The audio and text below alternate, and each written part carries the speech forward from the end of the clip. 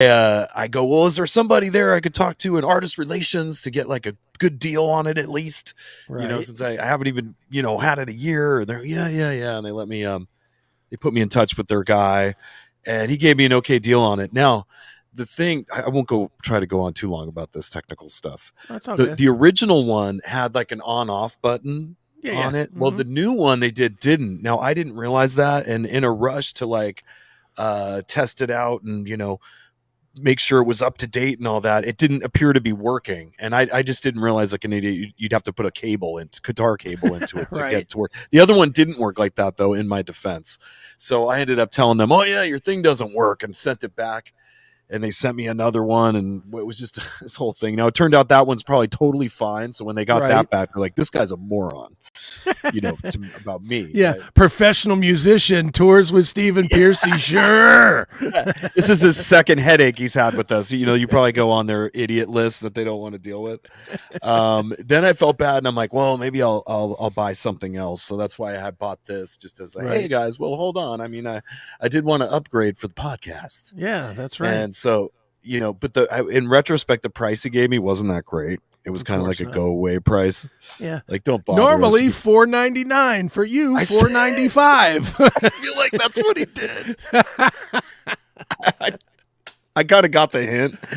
And, Guitar Center, Musician's Friend, they're the same company. Sure. They have a loyalty program where they give you like 10% back in rewards, and they give you 15 and 20% off coupons, and their prices are always super competitive. Probably the best price you're going to get anyways. So I'd be better off just buying it through them than going through. Right. Sure. Well, you're a pro, dude. What do you spend a year in gear? Well, this year probably, God, I probably spent $5,000-$6,000 on various stuff. I mean, when we played the Whiskey last year, I know it was last year, but it was like New Year's Eve, the New Year's Eve show. I had bought a new Splon head to have at that Hollywood show. Right. That was, I got my artist price on that, but those are thousands of dollars. I had to do the whole in-ear monitor system bit. That was $1,000 to get the ears molded and the things that go in there, the earbuds or whatever. And then I had to buy a receiver. Right. Okay. That was another $1,000. Right. Your Tone X. The Tone X, that was about $400. Yeah. I bought some pedals, I bought cases, I bought just strings and all that stuff. There's a lot of cost involved, to be sure. So you spent several thousand. In addition, you got handed a few $1,000s worth of guitar from that Splon that you got as well, right? Like that's probably a $3,000-$4,000 guitar. Yeah. It is. Sadly, what happened was when he had shipped that to me, something must have happened in the shipping, and I do remember the outer box did have like a crease on the top, where I was like, well, that's a weird crease up there, but I didn't really think much of it. And the guitar body itself looked fine. I didn't see any cracks or anything with it, but apparently this thing must have like taken a nosedive along the way, because the frets on it, a couple of the frets got like knocked loose. Okay. And that's why I was never able to quite set it up right. I like when I get it like I like it, then I'd go up to play the high notes and it would sound like a sitar. It would be like, bing, dong, ding, dong, ding. And I'm like, God, something's not right here. Right. And they felt rough. I'm like, he couldn't have done this bad of a job. Like something must have happened here. Sure. Something got knocked loose. So I take it to a semi-professional, I guess, guy over at Guitar Center to take a look at it. And he takes a look and he's like, oh yeah, this looks like a mouthful of broken teeth. And I'm like, well, that doesn't sound good. That sounded like multiple frets that got like knocked loose. This thing must have really taken a tumble. Now, that guy that I took it in to get it checked to see what's going on took like 6 weeks to tell me that. Wow. or to, 6 weeks. He told me right away what was wrong, but he held on to it for like 6 weeks. I was going to have him fix it. But he never got around to it. I go, give it back. And I took it back. I go, I'm sending it back to Splon, send it to him. He says he's going to take care of it. It's been over a month or so. I don't know if I'll get it back this year or not, but I will eventually get it back. I told him to just swap the neck on it and just send it back out. Right. Well, we'll see what happens. Beggars can't be choosers, right? You know, you got to just be patient with that. And once they do get it straight, it's a great guitar. At least it looks like. Again, I don't play guitars, but You It do, was a and from what you say, from what you've told me, it feels great, right? It did when I had it, like I would set it up in most areas on the guitar it felt really good, but there was a couple crucial areas where I needed it to be playing well, and I could tell because the frets got knocked loose maybe around the top 15, 17th fret area, something up there is going on. Mm-hmm. It was requiring me to have to like raise the action up higher than I'd liked, where my fingers were starting to slip under the strings. I'm like, oh, this Okay. isn't fun anymore. Like if you can't have the guitar action, which is like the distance of the strings where it meets the guitar, if you can't have that pretty low, it starts to become difficult to play it. Right. So something had to be done, and he's going to take care of it at some point, but he's busy, because Yeah. It's he's got holidays. rocking people like me promoting his stuff, and people are buying it, and he's it looks like he's always like showing off a new guitar if you go over to his Splon Guitars website. Sure. And this is probably a bad time anyway, between the holidays and obviously NAMM right behind it. This is probably a tough time for a small distributor like that because he's getting ready for a lot of stuff. Yeah. He may be going to NAMM this year. I don't want to say he's not. Typically in the past he has not, because Okay. NAMM is like ridiculously expensive if you're not a big corporation. Oh, just You to know, have a booth?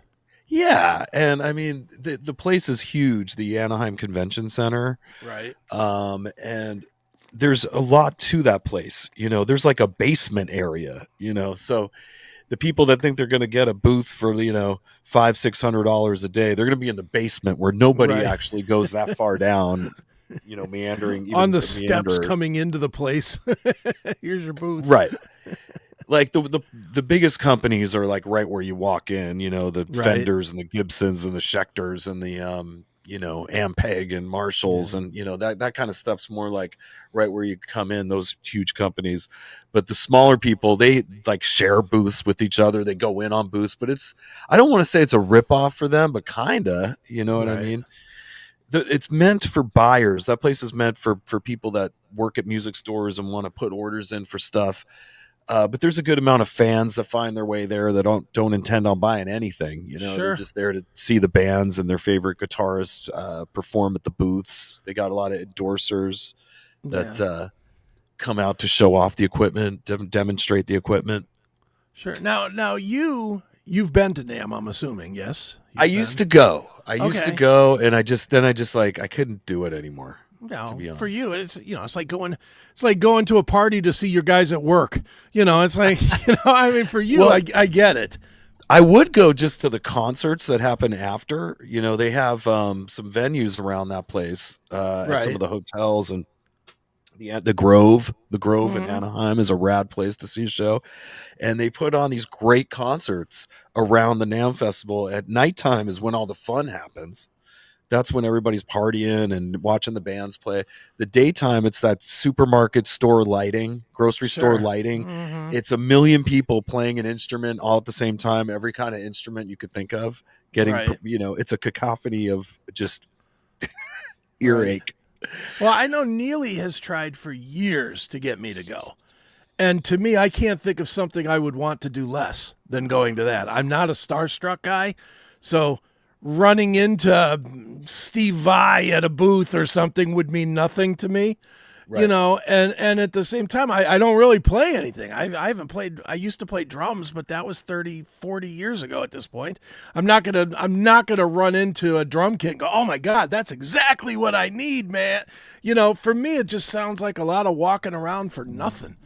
There's a lot of musicians that like to go just because they are maybe gear people, and they want to see what the newest stuff that's coming out is, and they love it. They're Right. just But that's gear musicians. nerds. Somebody Gear that's nerds, not a or- musician, somebody that's just average, enjoys some songs, but is never going to buy so much as a guitar string. It's probably a waste of my time. Yeah. It hasn't, only in like the last couple years have I even gotten to a level where I could consider buying any of this stuff. All these, like the last 30 years, I would walk around there going, well, I can't afford that, can't afford this, can't afford that. I mean, what was the point of it being there? Yeah, that's Right. nice. Too bad Just I to can't feel own it. bad.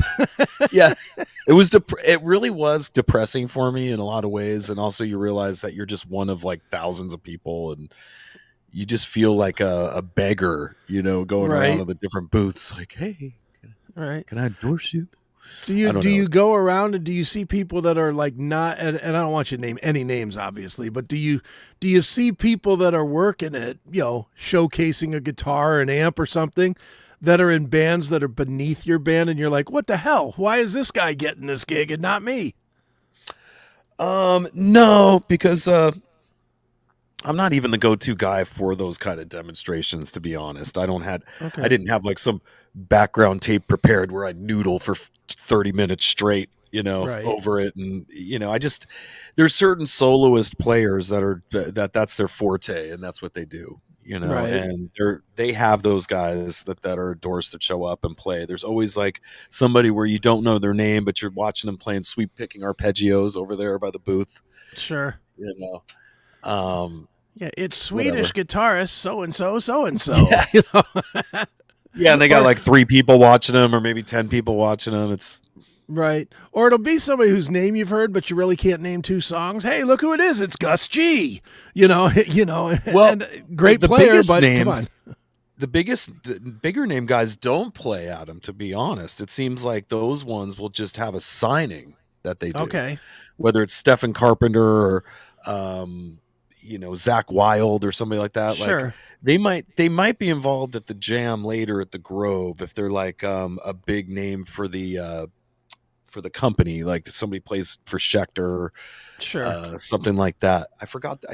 I think ESP, Stephen Carpenter, I think plays for Okay, ESP, but I don't think the Deftones come and play at that thing or anything. I mean, he just right. shows up, signs autographs for like 2 hours, Okay, and fans just go up there and they come into that ESP booth area, and he's just there signing stuff, and it's the same for all the guys like his level, and right. it's more the only guys really performing all day at any of the booths are the guys where you don't know their name, but they're just proficient enough to Sure. noodle for you over their background tape. Right. Now that's what, in January? Is that right? Right after It the first of is. the year. No, it's funny. When I used to go, it was like was before COVID and all that, right? Mm-hmm. But they still had this virus that would go around and they called it Namthrax. Nice. Yeah, and it was something that everybody would get, which is interesting. Like everybody that would go to the convention center would end up getting really sick from this, whatever Oh, it is. It would great. just fly around and just get everybody. Kind of That's interesting funny. backstory. Yeah, so that was Right. something, another whole nother reason not to go. Sure. One last question, and we'll move on. Okay. With that gig, like that show that you're talking about at the Grove, and I know that there's a bunch of bars that hold like kind of nam Right. jams or whatever they're called. The Where guys Hilton. just get together. Do you have to have like a nam pass to get into those, or can you just go to that? Like, could you just show up down by the Yeah. convention center at 9 o'clock and find Yes. yourself a club to go to? Yes, you could I think you can do that. I think you can Okay. just, especially to the hotel, that would be free to just show up to the Hilton. You could do that. Right. And they usually have a stage set up there and bands playing at that. The Grove, I'm pretty sure they just were letting people into it. I mean, I don't know Okay. if you had to show your actual NAM pass. Pass or whatever. Those weren't too hard to get. I Sure. felt like I usually knew somebody that had a booth and they could just get your name on there. Right on. Well, right on. Well, there you go. For any of you that are out in that area next, in a month and a half, Right. go out and see a show at least. Go enjoy it, or go buy some Tama drums or whatever. I think on the Schecters. last day of the NAM is when you'd have a chance to buy some promotional gear or whatever, the stuff that they dragged out that they don't want to fly back home Right. or whatever. They're not going to sell anything to you on the first day. I think the thing's like a 4 or 5 day Right. deal, but when it finally ends on, Sunday. Sunday or Monday, I think that's when you could actually go to them and go, "Hey, can I buy that floor model?" Right. Very good, man. Yeah. Well, dude, I have one topic that I want to talk about briefly before we switch over to the language allowed show. The dirty portion, but and it could very well just be coincidence, or it could very well be that I'm reading something into this. But there was a flood of announcements this week from band guys celebrating their sobriety. And I'm not trying to say this in a negative way per se, Right. but I am. In another way, I very much am. Like, look at this. This is Blabbermouth from 2 days ago, and it's all next to next to next. Here's Matt Sorum, 17 years sobriety. Scott Stapp on his sobriety. Scroll down to the next guy, Glenn Hughes, 27 years of sobriety. Everybody with the sobriety. My question to you is this something that rock guys should be making public statements about it? And let me be clear on what I'm saying, because I'm not trying to say, nah, man, get back on the heroin. I'm not trying to say that. What I'm trying to say is almost every bit of good music we've ever heard was in some way, shape, or form influenced on alcohol or drugs, or both. Right. Almost every one of these guys, if you look at the time that they've been sober, has not put out good music in that time. And that's in history. That's going back to Motley Crue, when Motley got sober and then released a couple of Dogs. Aerosmith obviously went from being this great band to, being a chick band. Pick a band. When they got sober, they got lamer. And to me, just as a rock fan, I see this stuff and I'm like, all right, you're reminding me that you haven't been good in 20 years. That's honestly where I go to it. Now, you're actually in the industry, and this is where I want your experience. Do rock guys, do they really celebrate it like this, or is this just the needy that need attention? That's my first question. Yeah, I think it's give me a pat on the back. And yeah, especially with the Facebook, Instagram, Twitter, X, whatever deal we're in now, where everybody's looking for something to put up there to get thumbs up and what have you. I think it's more about that. That's why you're seeing so much of it. Yeah, I mean, how do I put this without saying? You've been in bands with people that have gotten cleaned up. Right. When they've gotten cleaned up, none of it had to do with press, right? It was all about their own personal place, yes? Let me say this, like, generally speaking, if you're seriously sober, you would be on like nothing, like maybe coffee or cigarettes at the most. You know what I mean? But you're not you're not taking any prescription drugs, you're not taking anything. And nobody I know that's like claimed to be sober was like totally sober. Right. I don't know if they call that California sober or convenient sober. Yeah, they're like, well, I'm sober. I just smoke weed and take pills. And I don't shoot up anymore. I'm sober. Yeah. I'm sober. I only drink beer. Yeah. Yeah. And no IPAs, just the regular beer, right? Right. It's the always lower light alcohol. Beer, of course. Yeah. Just lower alcohol. It doesn't count. Yeah. I don't know. I see this kind of stuff, and it reminds me why the age of the rock star is gone. Because even if these guys are clean, let's just say for the sake, I'm not doubting Matt Sorum hasn't done anything in 17 years. I don't know Matt Sorum from anybody. I don't know if you do or you don't. I don't know Matt at all. I've never met him, never spoken to him. So I don't know him.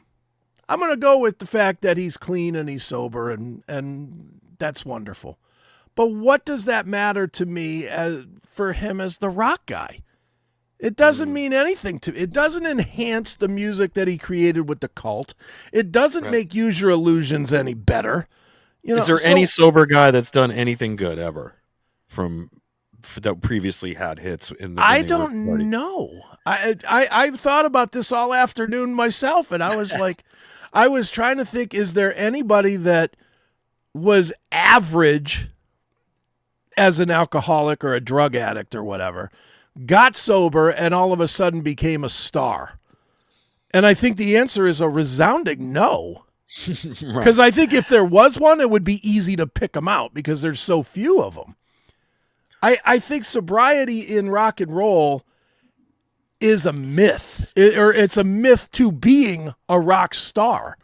I think you know this as well as I do. There are some guys in this industry, in the rock and roll industry, that their myth of being drug addicts and lunatics and chick hounds and, shooting up and all the bad stuff, the sex, drugs, and rock and roll, is more of a myth than real. Not saying it didn't happen, but I'm saying it didn't happen every minute of every day like they want you to believe.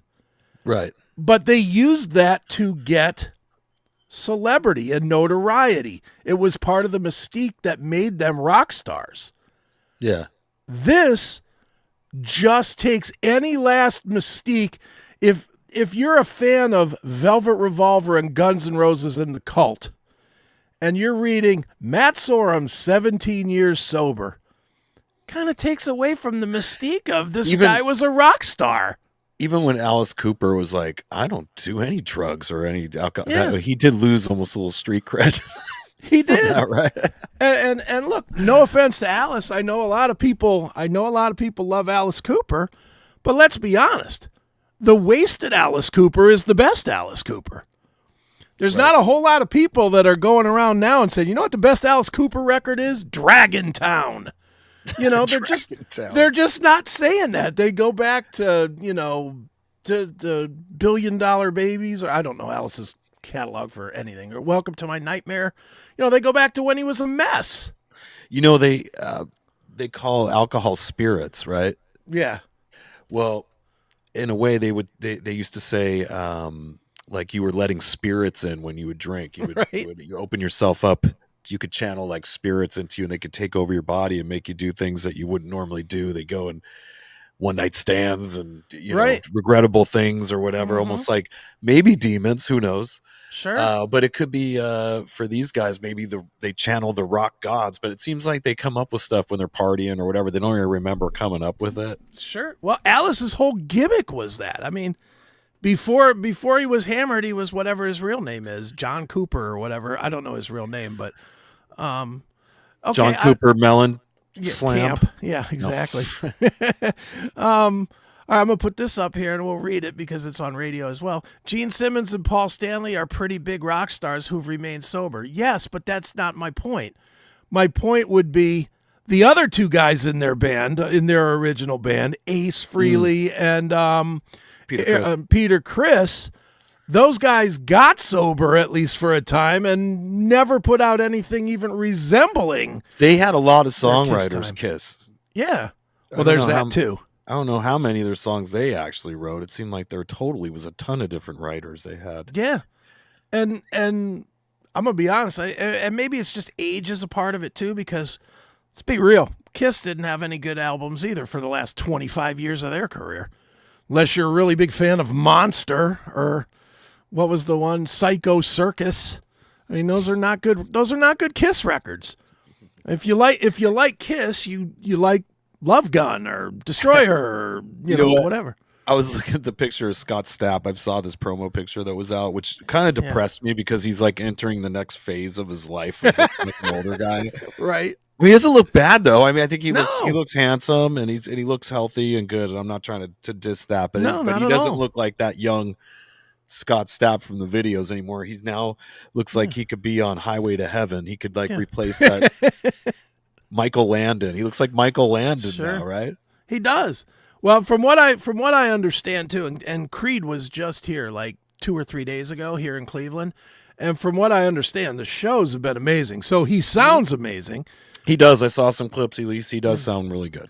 And even his solo records. If we want to go to Stapp, his solo records have been pretty good. I mean, he hasn't really put out a real dud.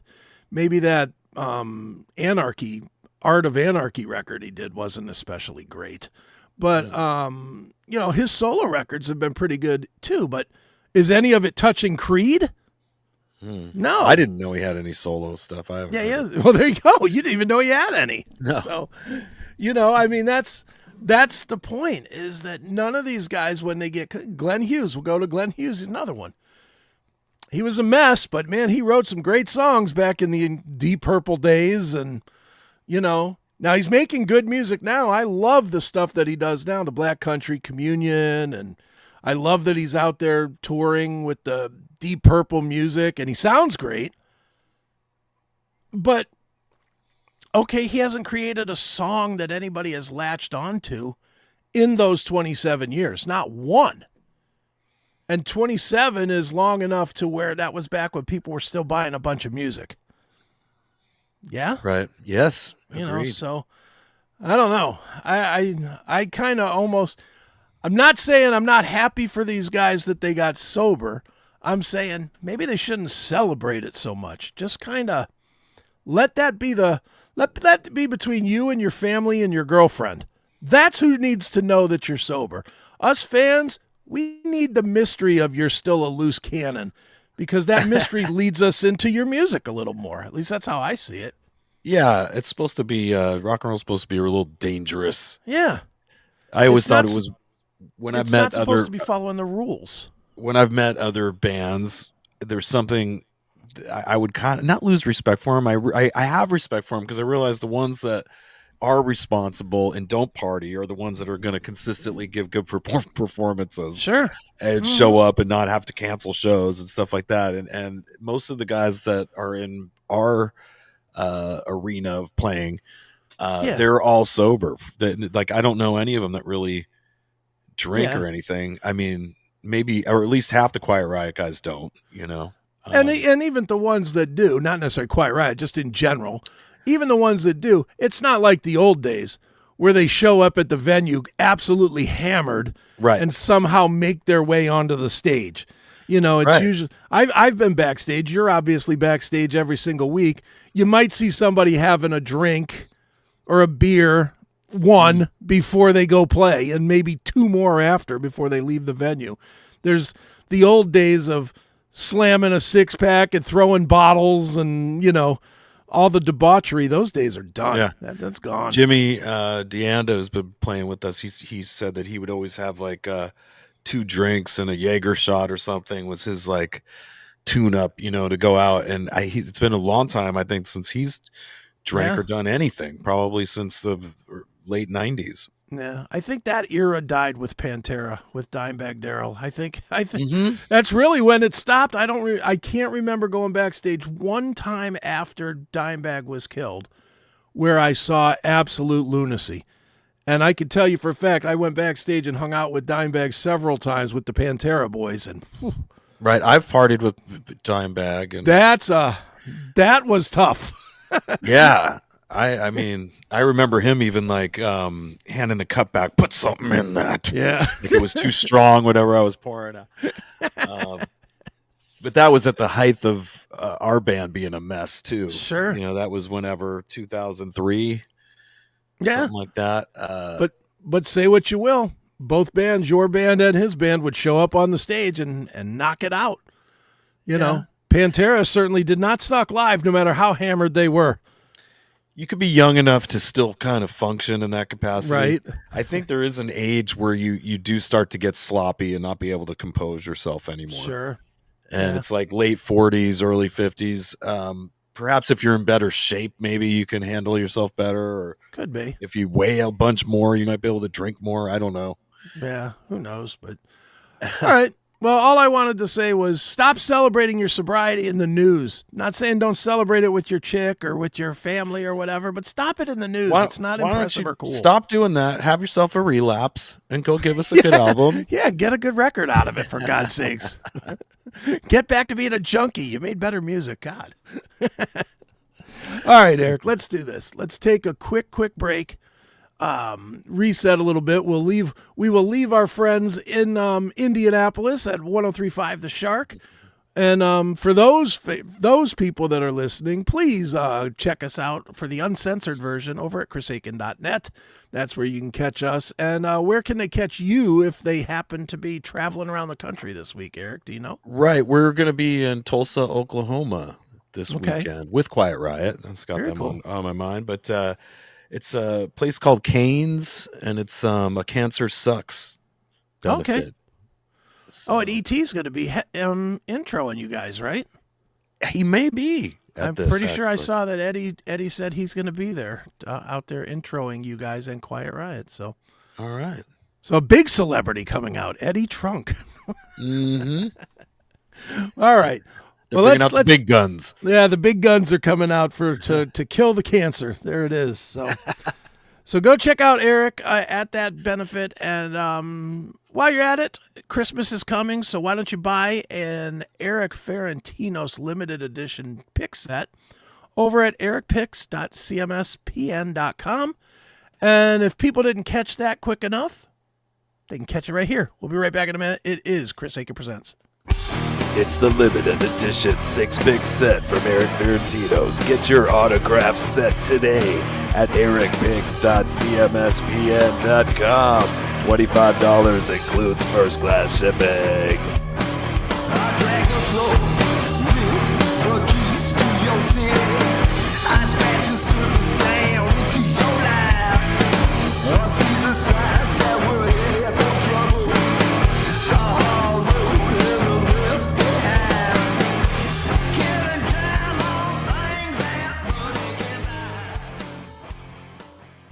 Hey, it's Chris Akin from Chris Akin Presents, the Classic Metal Show, and the Seth Williams Show.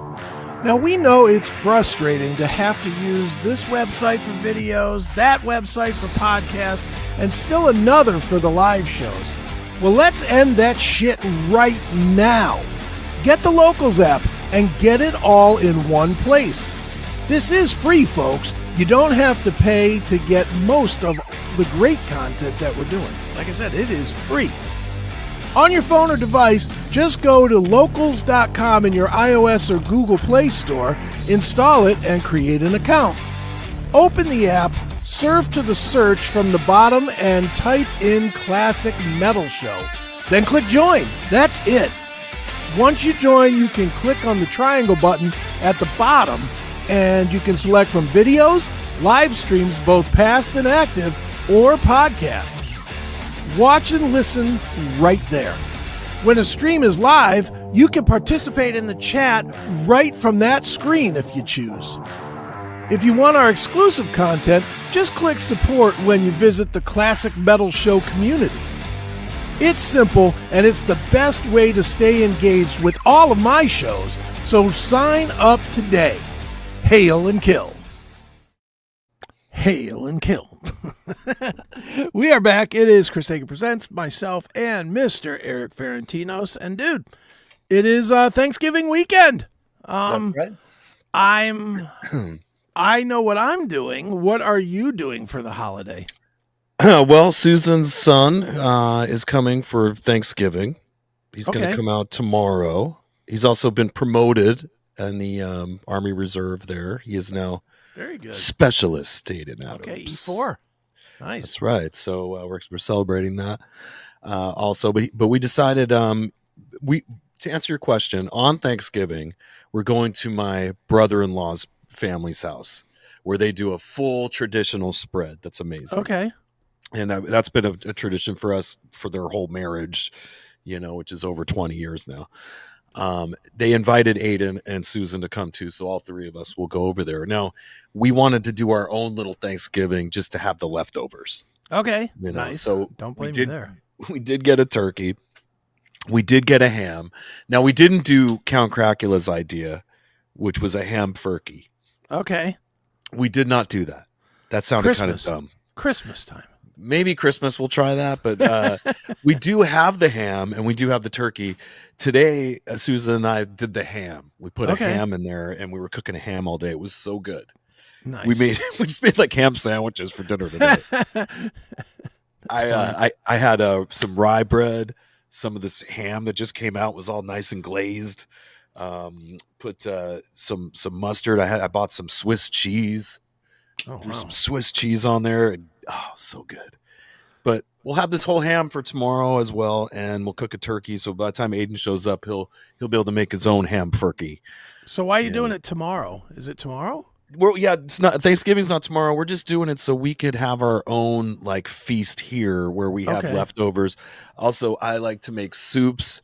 All right. Stoic Steve's probably going to come up to help with that. All right. We're going to do a split pea soup with the ham bone. We're going to do some turkey soup with cool. Some of the turkey leftovers. Now, when we go to my brother-in-law's family's house, they give us maybe like a paper plate of, here, take some leftovers with like 2 little pieces of turkey and some stuffing. A roll. A roll. Here's your roll. Now run along. Now we want to be able to just feast. Yeah. And just have it here and just make sandwiches. Like we're sandwich people, man. Right on. So Well, dude, believe me, Thanksgiving is fat guy Christmas. I mean, it really is. I love Thanksgiving. I'm this is going to sound awful, but I'm happy to say it. I will not be doing it with my kids. It will just be myself and my mom, which means more turkey for me, more stuffing for me, more deviled eggs for me, more everything. There'll be plenty to eat and plenty more to bring home. And I could not be happier. Me, myself, and mom. That's right. Just me, myself, and mom. I can just tell you, I'm excited beyond belief about Thanksgiving this year. I need something to be thankful for. I don't know about you, but it has been a tough year on this end. Yeah. 2024 has been pretty brutal. I don't know if other people are experiencing that as well, but it has been not the most fun year. So I need an uplifting, something to be thankful for, which better be a good meal. Yeah. It was 1 year ago that my lady broke her kneecap. Oh, that's right. Yeah. And we were, just reminiscing on that the other day. She's completely better now, but it's taken like a year, and sure, she's worked hard on her yoga the last couple months to like ensure that it's fully functional again. Sure. But yeah, the beginning of this year started out with wheelchairs and right, taking her back and forth to work every day and basically doing everything for like 6 months. Yeah. So that was rough. And then, then I, shares of traveling and whatever. Yeah, and you've had 9 million episodes of, oh my God, why am I stuck in this fucking airport? Yeah, lots of airports. Let me tell you. And of course we had the airport meltdown at one point. Where all the computers stopped working as well. So that's right. It was an apocalypse that Delta had. Yeah, sadly. Was that the warm up for what we got coming next, which is the end of the world thing?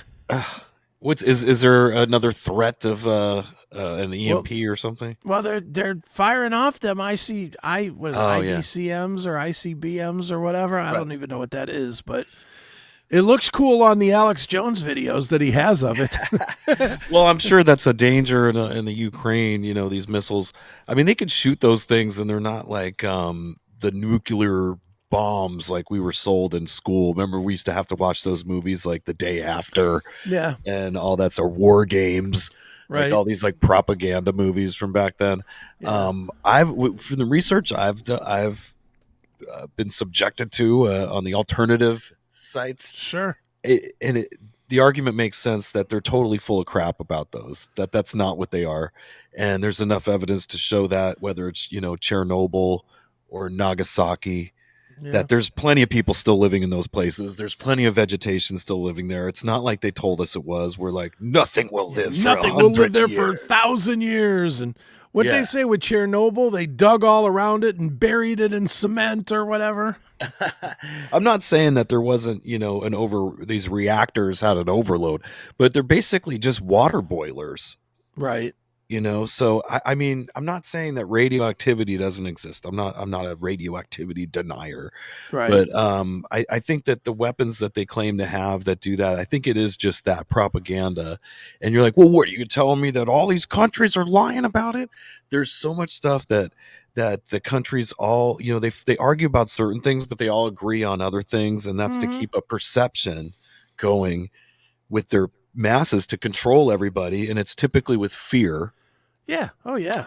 Fear-based mind control, and there's just things that they've all agreed to. One of the best examples of that is the Antarctic Treaty. Okay. Where I don't know what that is. In Antarctica, there's all this additional land. Okay.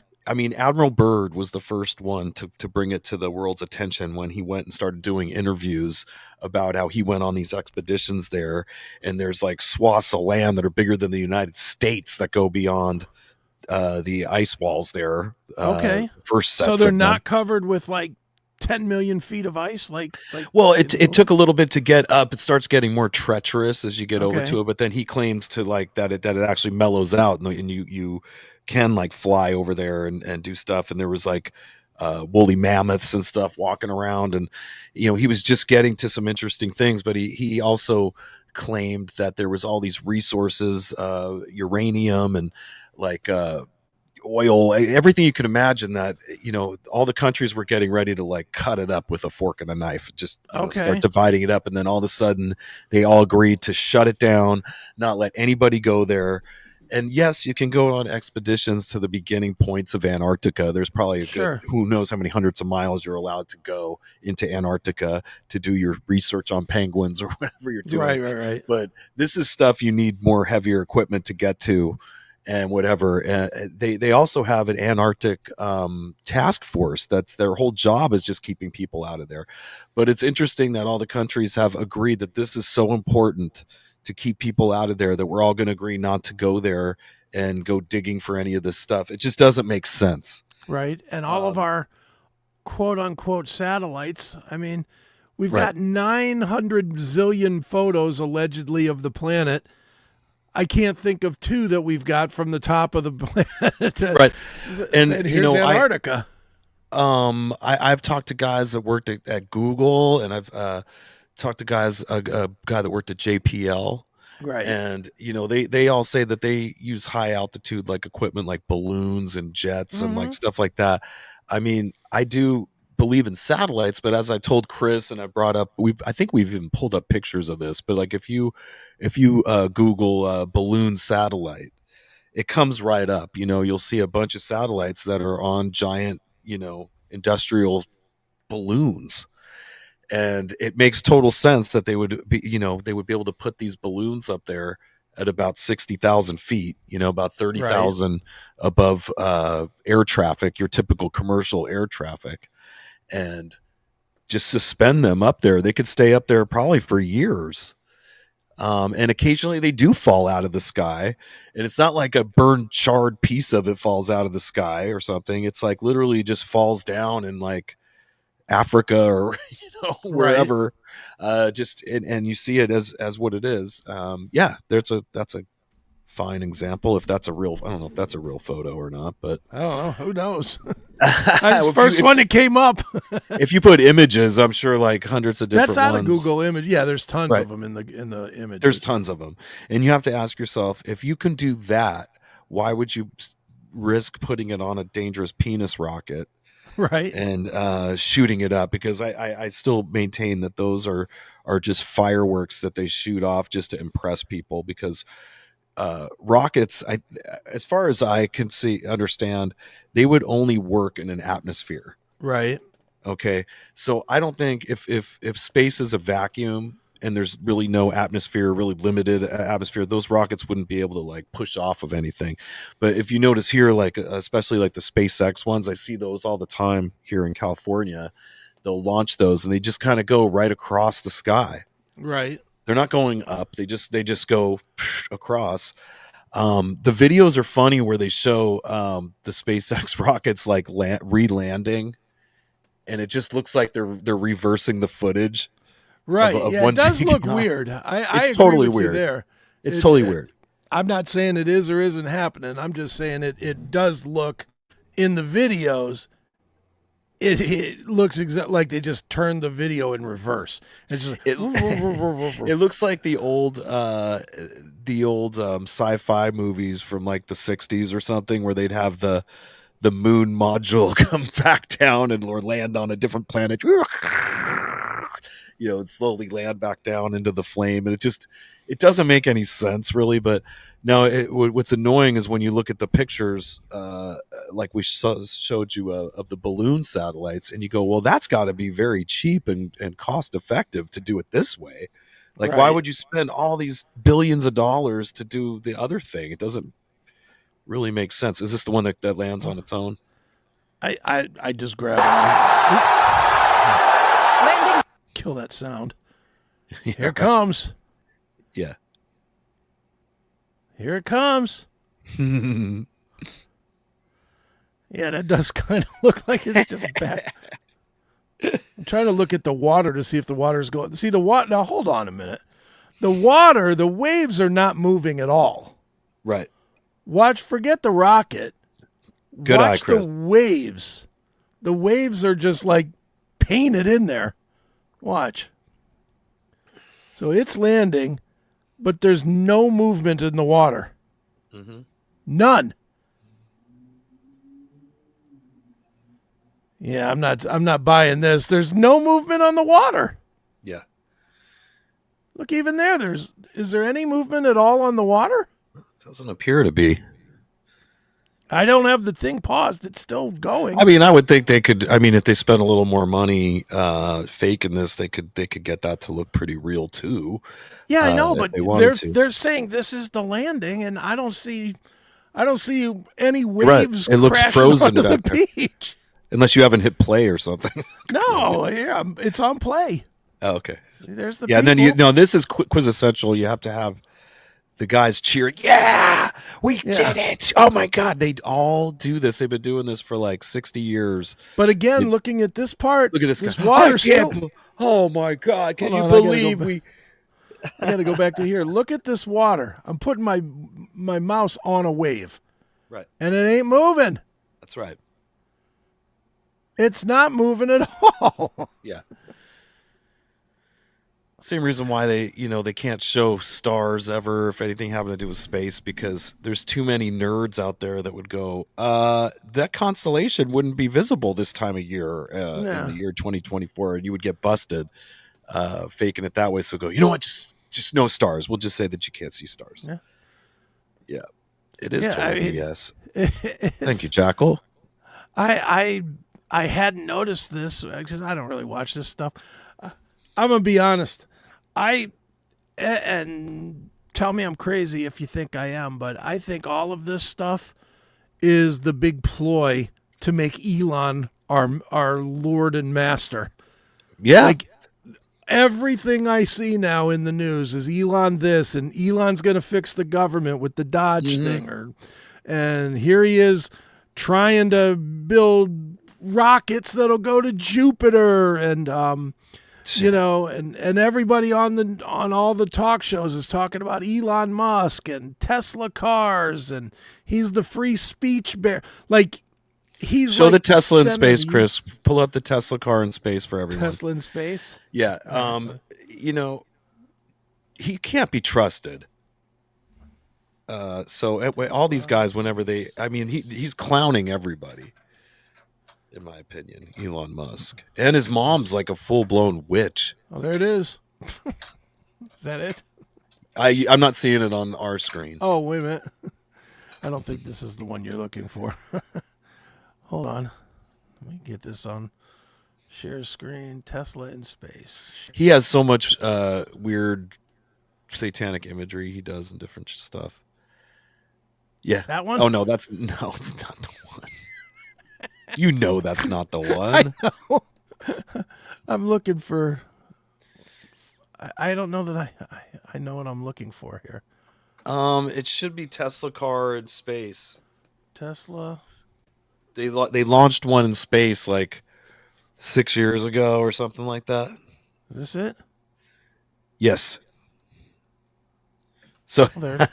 look at the Earth. It's like a super ball. It's like Yeah, look at that. like they're so far away they could see the ball part. Oh, look at that. You'd have to be like halfway to the moon to like see that much of it. Maybe not that far, but pretty. Yeah, but this Well, is look, it's not obviously even totally fake. It's not even as big as the windshield. The Earth. There was they had other angles too. It wasn't just this angle. They had like another camera on the hood or something where it really looks cheesy, and they try to like make that the looks sun- pretty cheesy. Yeah, all of it did.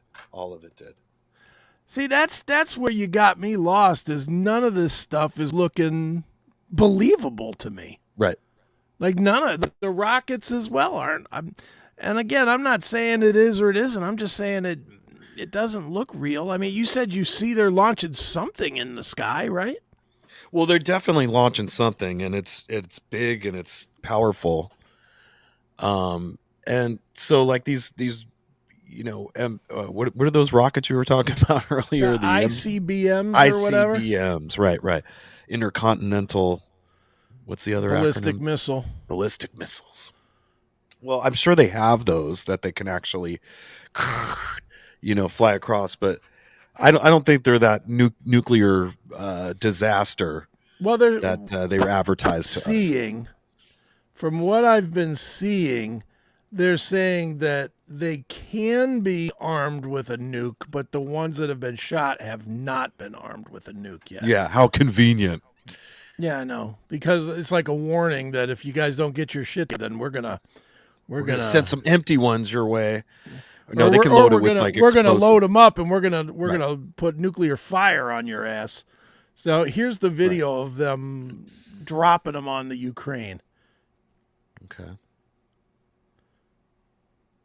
and they're saying that that's the missiles being dropped. I've never seen footage look like that. Me either. It's interesting. I wouldn't want Does to be that look underneath it. legit? Like I No, thought if that yeah. looks like something out of a '60s movie. Is it supposed to be like a mushroom cloud or something? Well, there's one of those too here. I can find. Oh, that's the other. I saw the other footage of the Tesla car below. That's what Elon's thing looks like when it goes by. It looks Yeah, just like that. just like this. Hmm. It's huge like They're that. You're saying like, that's one. what the hell is Yeah, that? And but you can clearly see here that it's not going up in space. It's like going yeah, it's just across the cutting sky. across. Yeah, Yeah, cutting right across. The lower it stays, the more dense the atmosphere, and it could push off and be stable that way. mm-hmm. Um, it's a sight to see. I'll tell you, anyone who hasn't Yeah. witnessed it, it's when you And don't know now what is it that is, it's frightening. yeah? Now is that smoke or are they spraying shit? I can't explain what it is really. I mean, it's the rockets, but the way they span out looks so trippy when you're looking at it. I mean, Yeah, it is a magnificent firework, really. yeah. It's crazy. Let's First see. time I saw it was before I kind of was tuned into his space launches, and I really wasn't Right, expecting it. I was like, "Oh my god, was that like a UFO, like something?" right. You're But saying somewhere down here you saw the. I thought I saw the car, a different angle of the car, which was hilarious.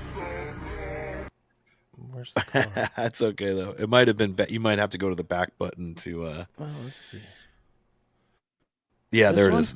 Yeah, that one was another angle. Where you're just like, really? Are you kidding me right now? You know. Nice. Um, Good but you work, know what? Elon. Just having the headline is enough, I think, Yeah. psychologically for a lot of people, where they don't have to see it, or they want to believe it so bad that they'll actually their brain Mm-hmm. will do the Olympics to like the mental gymnastics to think that this is Yeah. real. It also reinforces the globe model because they Sure. show, oh yeah, the car. Well, there's the Earth all around and everything. Right. And the That's weird really thing funny. is, and going to what you're saying with the psychological thing too, they're positioning Elon as he is the right guy for all these things. Mm-hmm. And believe me, I'm thrilled that he owns Twitter and that you can say whatever you want again on Twitter. I love that because that Okay. kind of negates Facebook and YouTube, who cannot stop censoring us. You know, it's in their DNA to censor anything that my name is on. So I Mm-hmm. love the fact that I have Twitter to do this. But that being said, there's a large population that now looks at Elon Musk as, well, this guy's for me because I want free speech. And he's also for me because for years we haven't had space travel. And for other years, you know, he's building these new cars and they look kind of robotic and cool and fresh out of RoboCop. And it's the first innovation in vehicles in years. And, you know, they're building him up to be Johnny Pos, almost like, and again, I don't want to be biblical guy, but they're building him up like they do Satan in the Bible, of you're going to believe in him. He's going to come across as the God on earth until he turns. He's dressed the like that screw. right there. He's dressed as Yeah. that character you're talking about Yeah. from the Bible, or And how long will it be before he turns the screw and starts eating your babies and, you know, sacrificing? well, he's also people the or guy who's whatever. trying to put a chip in your brain. Yeah. Yeah. Well, there's that too. Yeah. And he's got the Elon Musk robots. You know, he's got the Tesla robots that are out there to Right. make life easier, so to speak. He's Sure. funding the end of the world in a way. In a way, he is, or he could so- be. But I he's mean- shown his hand as like, you know, obviously he's clowning us about all this stuff, so you can't be Yeah. seriously trusted about anything.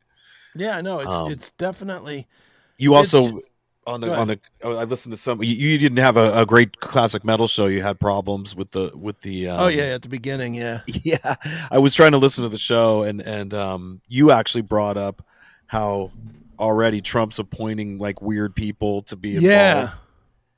Yeah, Uh, well that's he appointed I forget what her name is to be the Surgeon General. sure.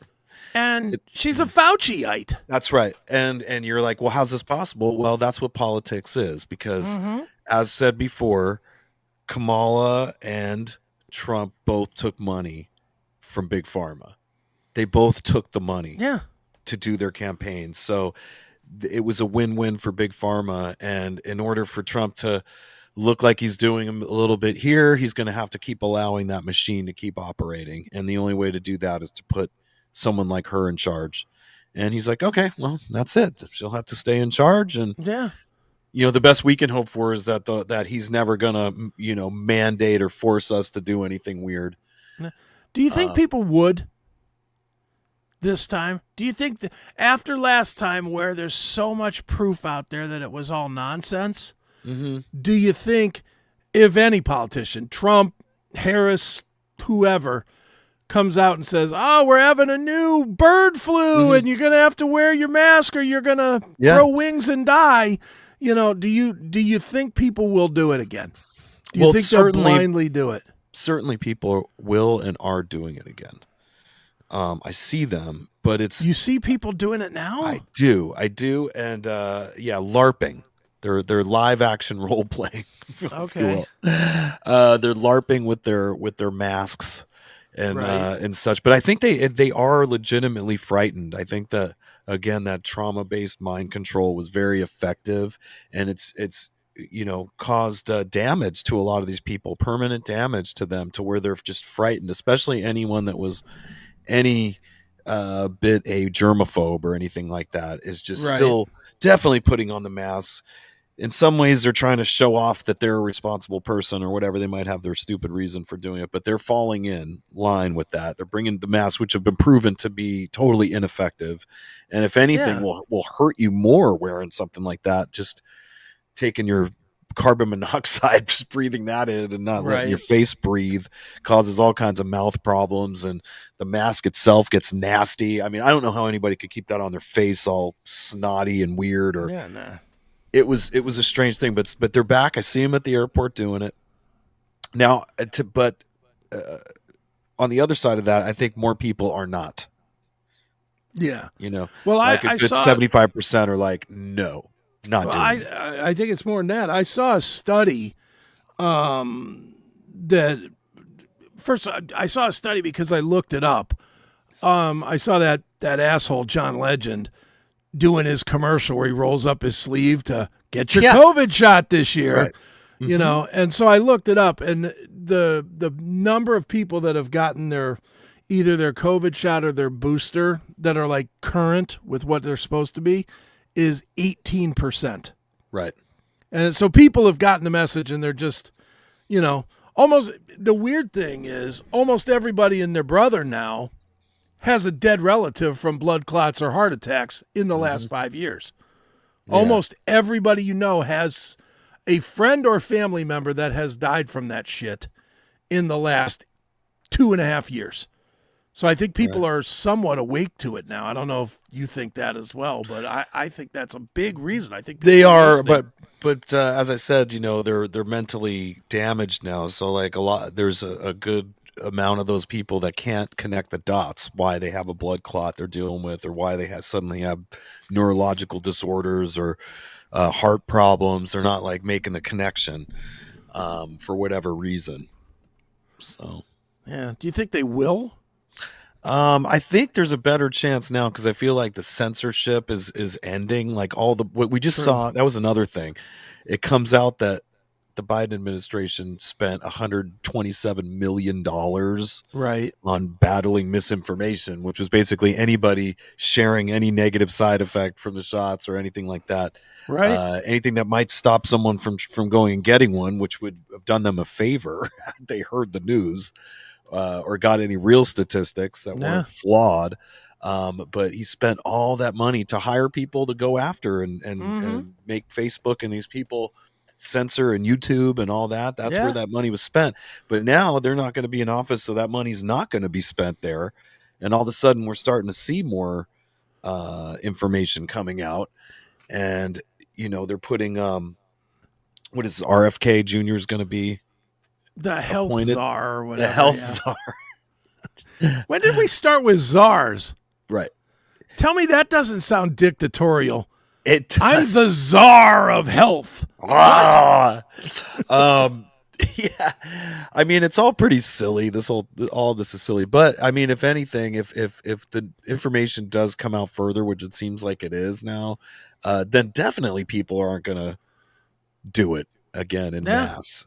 But maybe they only need like 20% of the people to do it. And maybe they'll arrest more that don't. I don't know, but they're always trying something. The bird flu's now the new thing. You mentioned that was that entertainer you just said that did the commercial that did the John Legend. Yeah, John Legend. No, he's a P. Diddy freak off. Oh yeah, well, they're all in the P. Diddy world. Right. Now, I didn't hear you mention Jamie Foxx on the Classic Metal Show. Did we didn't bring him up, but there's a lot of talk about that dude. Yeah. Okay, so Jamie Foxx, we all thought got messed up from the vax because all of a sudden he was a proponent of it, and then all of a sudden he was like in the worst medical state, and went through hell and all this, and nobody had seen him, and they're like, what happened to this guy? All of a sudden, like I guess he's rehabilitated now, and he was doing a comedy show. Right. He stops the comedy show to go, hey, by the way, I'm the one who got the feds to go after Diddy. He poisoned me. Yeah. And it's like, what? Go on. Yeah. This is getting so weird. Everything's getting really weird with this. It is. And they're already, Elon Musk is already saying one of the things he wants to do is release the list on January 20th on election day and this and that. And I'm going to self-promote for a second here, just because this is not really truly a self-promotion, although I maintain it. This is a client of mine. But if you want all your Diddy information, I keep up with it daily over at diddytales.com. Nice. And it's like a TMZ sort of thing, but it's definitely focused on Diddy. So I have all kinds of articles. Let's see some headlines here. Let's see some of the headlines you put up.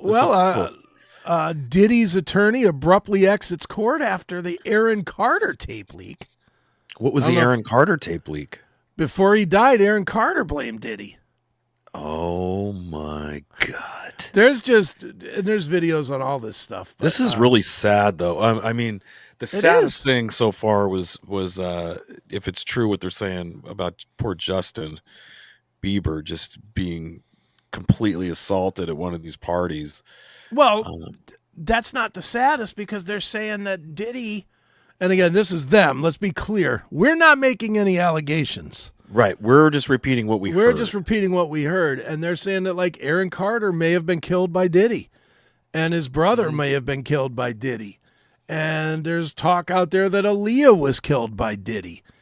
That blew my mind, because her deal, if I recall, was like that they took too much luggage on their plane. They were like divas that had too much luggage and forced the pilot to take this, and it was just too much weight, and that the plane crashed.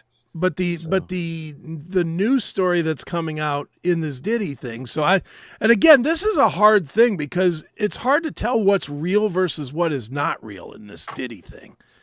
But the conversation in the Diddy world is that she wouldn't sign off on whatever to marry him, to get him out of something, because she was underage, and there was like some issue like that.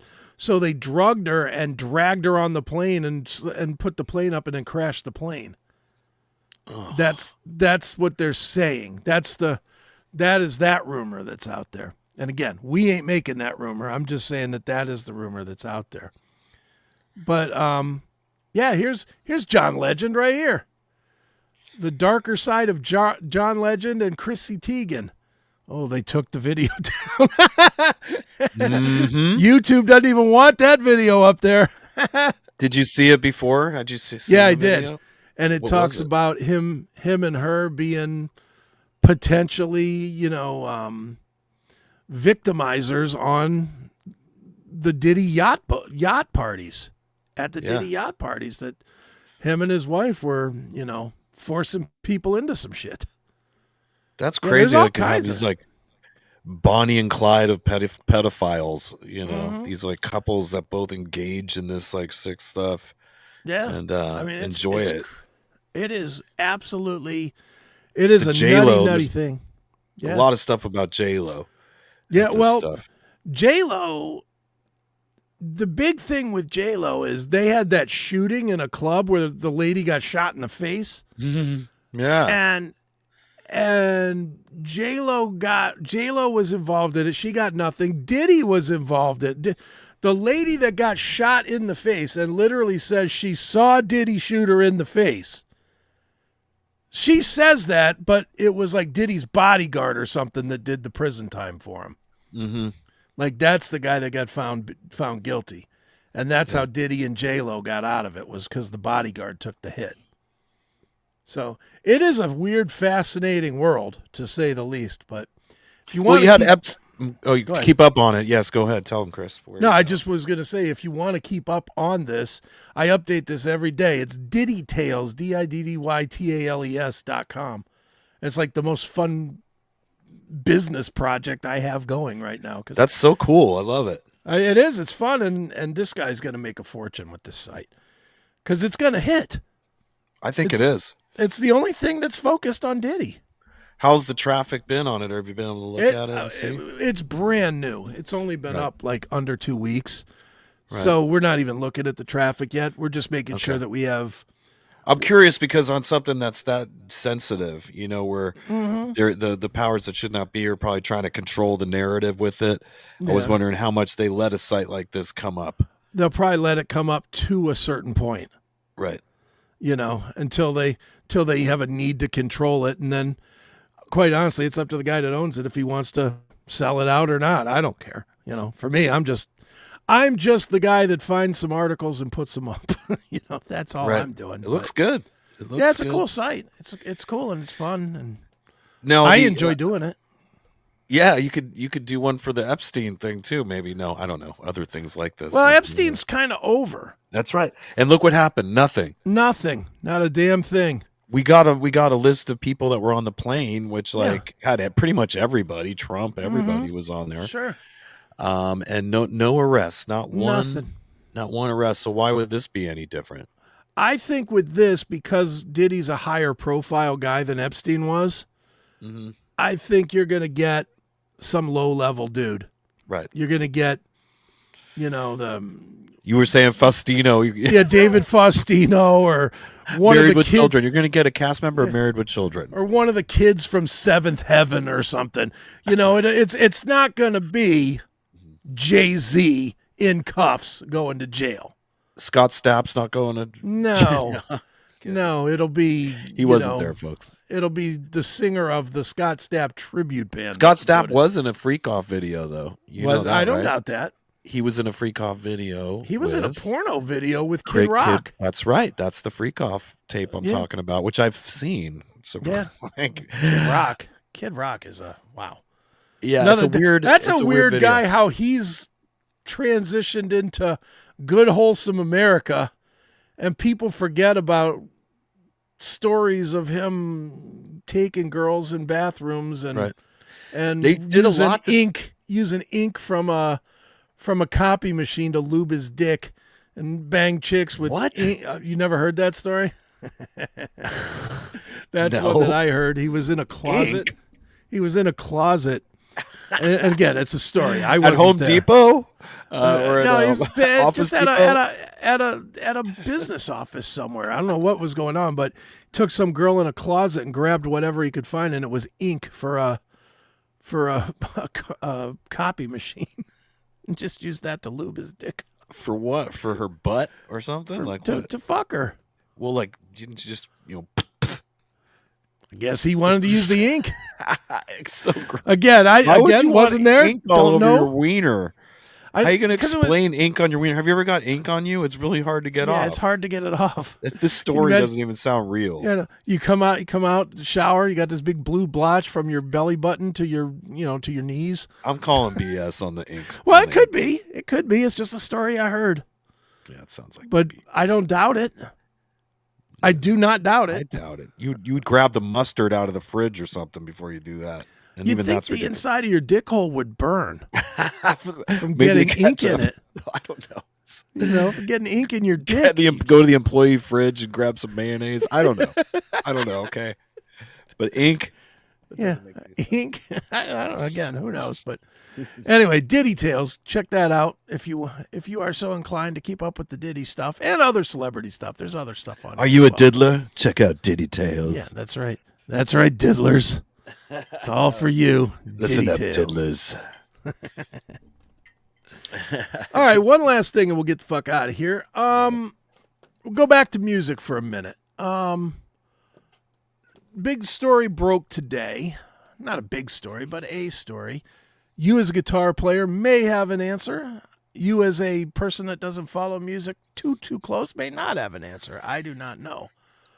But Alice Cooper, who we mentioned earlier, he announced that he's bringing that Orianthi back into the band for a set of shows. Apparently, Nita Strauss has some scheduling conflicts, so she's not out the band, but bringing Orianthi back into the band for a string of 6-8 shows, whatever it is. That's awesome. I love her. I love her too.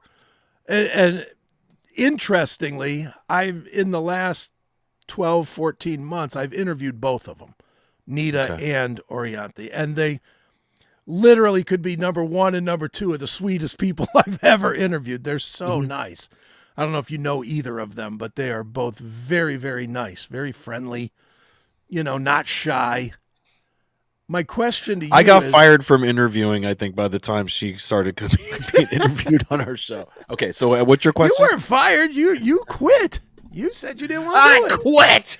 You said you didn't want to do it. You didn't have time to do the study and stuff. And that's fine. That's actually okay because I don't mind doing that. But my question is, now that we've had Nita for a few years, several years, 10 years, I think, since Orianthi left the band, I don't think Orianthi fits the band anymore.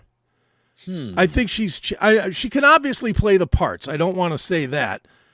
She played the parts for years. She can play the parts. I don't think she looks the part anymore. I think we've gotten really used to Nita Strauss with the all black with the fake blood on her face and tits and stuff, and just looking Orianthi, like, from what I remembered. But this is her now. She just did a show. One of the that's a picture of her and Alice together. Okay. I don't think that looks right. She gives me more vampire vibes than Nita does. Real okay. Personally. So you think she would be a better fit? I thought she was really cool in Alice Cooper, and she did do a little bit of blood going down her mouth, which I thought was hot. She's a great guitarist for one, but Nita's great too. They're both great, but Nita's more like a nu metal kind of guitarist. Yeah, and Orianthi's more old school blues rock. So I think that she naturally does this stuff. I enjoyed it more, but hey, you know what? I could even see them both on stage together. Who knows? And they're obviously friendly because you would think if Nita had a problem with it, she'd put her foot down a little bit and say, "Hey, come on now." Is there any more to this story? Is Nita doing some other? They just said she has a schedule, conflicting obligations of her own. Okay, let's stop right there. That's terrible. And you know who our buddy Pete Evick brought this up when he was talking about Sammy Hagar's band. Yeah, he was talking about Jason Bonham being let go. That regardless of what the reason is, once you make it a pain in the ass because they have to replace you or do something, you're risking that you're going to lose your gig, whoever you are. And this is the second time in a year for Nita. Because remember, Nita in the summer missed some gigs, and Kane Roberts came back into the band and played 4 or 5 shows or whatever it was. I don't remember how many shows it was, but Right. But he wasn't that great, right? From what I remember, like he no was offense to him. No offense to him. 80s. You know, he was the guy in the 80s. He was the guy on Trashed and those records. Right. So Alice keeps it in the family. Got to give it to Alice. He's loyal. He could very easily get pretty much any guitar player he wants to play in his band. And he keeps it within the family of the people that have played with him. Right. That's pretty honorable. Well, yeah, it was an interesting thing. You're like, whoa, the Kane Roberts guy's gonna come back from years ago, and he's still in great shape, but he is older. He's older than anybody that Alice has in his band now. Mm-hmm. But I think he performed okay. But I think he's been out of the loop for a while, and it was like a lot for him to take on. As far as like he was like, I'm going to do my best, Right. So I think it was going to be hard for him to be as tight as any of the regulars that Alice had in there that have had all this time and years to tour. So it was probably easier to just let her come back than the time it would have taken for old boy to catch up on stage or whatever. Well, and therein lies the interesting part of this. Orianthi, I think, left to try and do a solo career. Or at first she was dating Richie Sambora. Right. And they did release that one record together, that RSO record, which was not very great. It was okay. And she's done a couple of, quite honestly, amazing records solo. Just her Orianthi solo records are really, really fucking good. But nobody knows. Right. You've never heard one. Have you? Never heard one song? I heard her sing, and she's got a beautiful voice. She's got a great voice, and she plays guitar as good as anybody.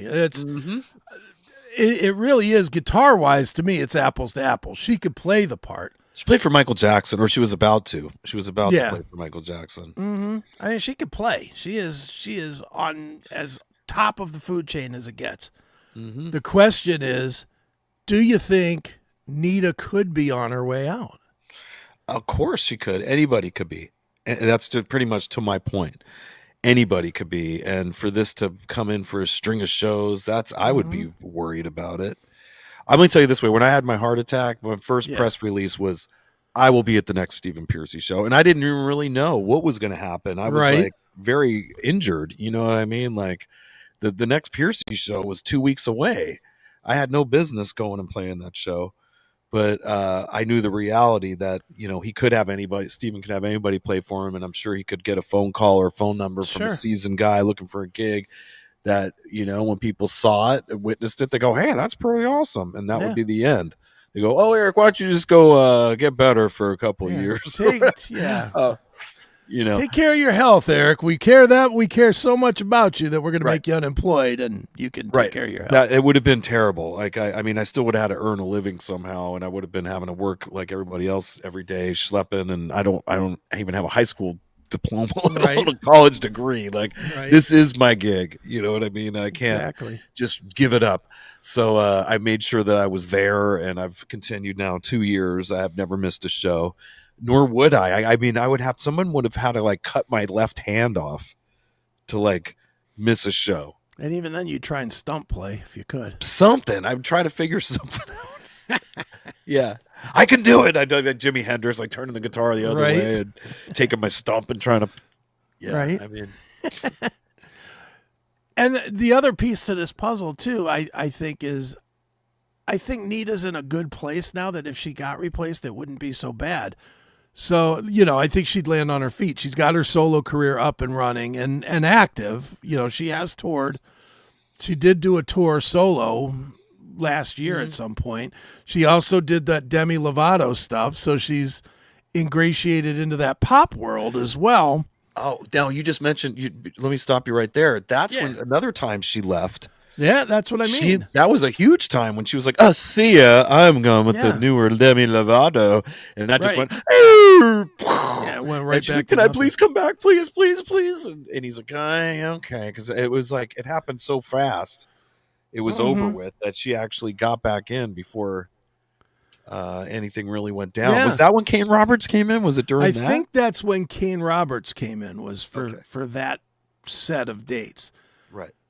But she's taken time out a couple of times.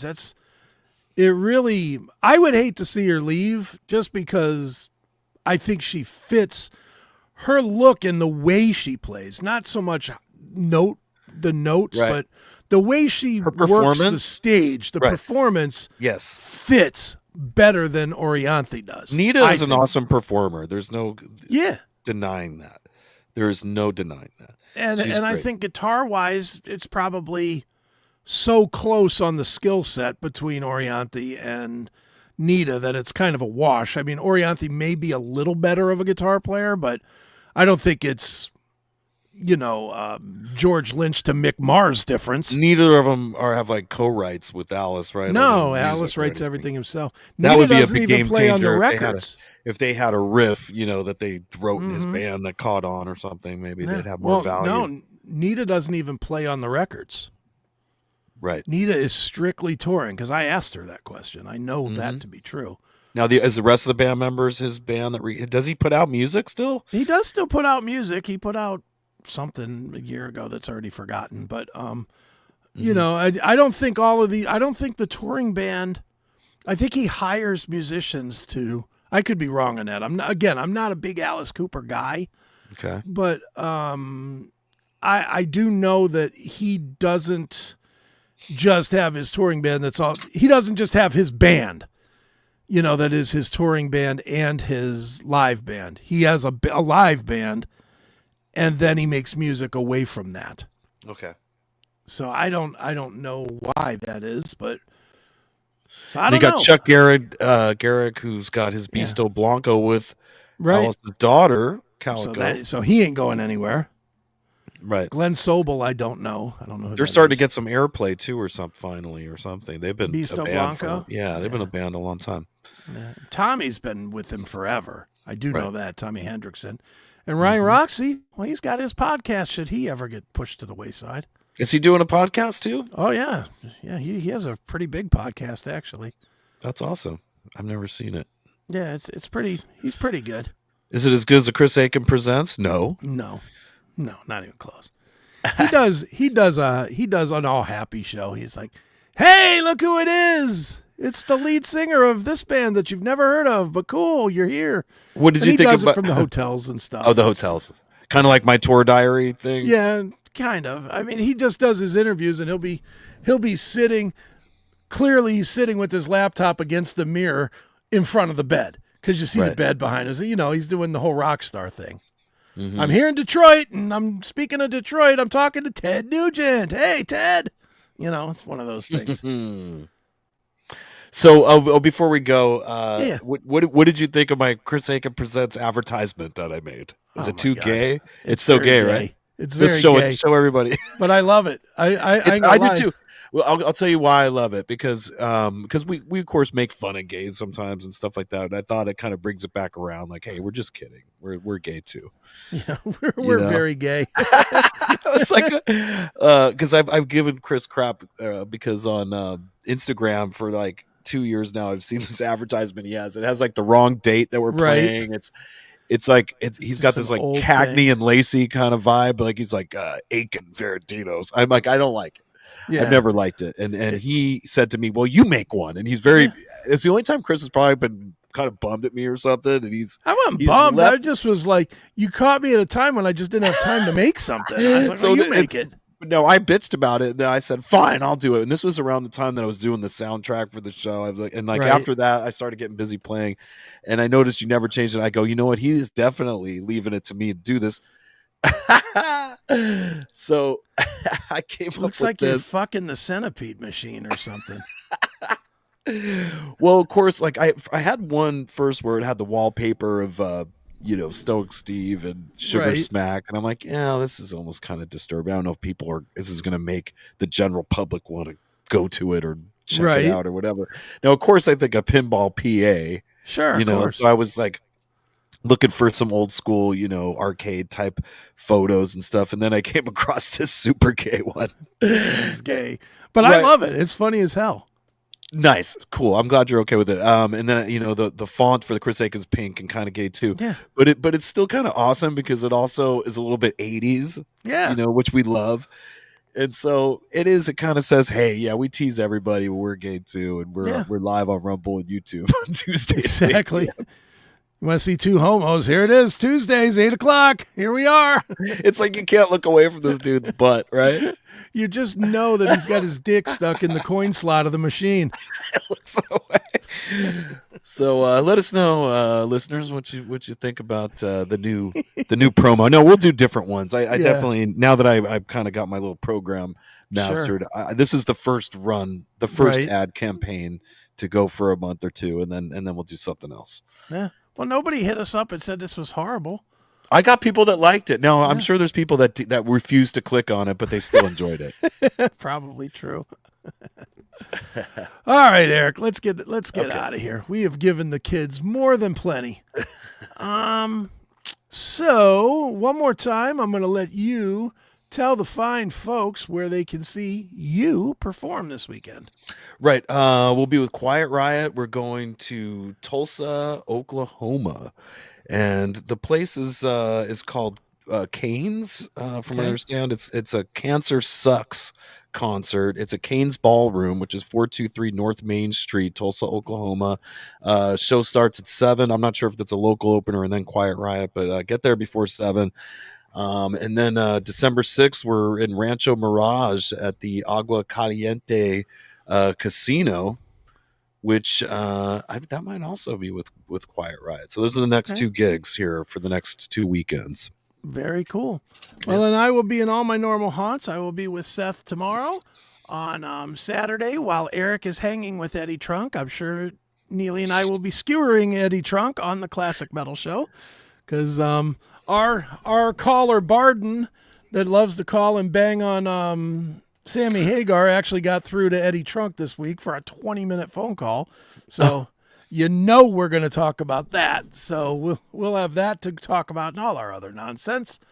And then obviously Thursday, everybody don't choke on your turkey. Just have a nice meal, watch some football, hang out, have fun, spend time with family or friends or whoever, hookers, I don't care, whoever works. And have a ham furky. Have a ham furky, courtesy of Count Cracula. And I think that's it. So we will be back next Tuesday for another edition of Chris Akin Presents. So for Chris Akin Presents, I am Chris Akin. I'm Erik Ferentinos.